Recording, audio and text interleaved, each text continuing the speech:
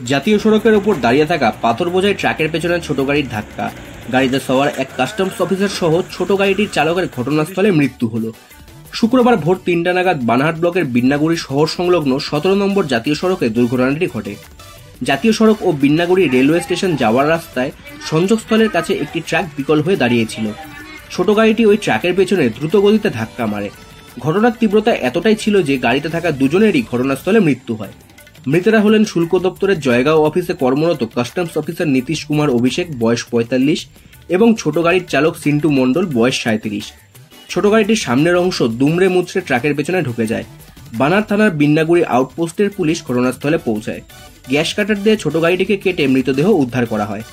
জানা গিয়েছে, জয়গাঁও কাস্টমসের অফিসার নীতিশ কুমার অভিষেক কলকাতার নিজের বাড়ি থেকে নিজের গাড়ি করে কর্মস্থলে ফিরছিলেন।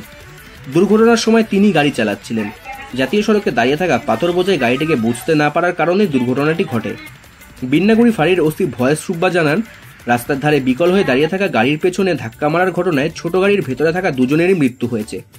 গাড়ি দুটিকে উদ্ধার করে বানহাট থানায় নিয়ে আসা হয়েছে। মৃতদেহ ময়নাতদন্তের জন্য জলপাইগুড়ি মেডিকেল কলেজ হাসপাতালে পাঠানো হয়েছে।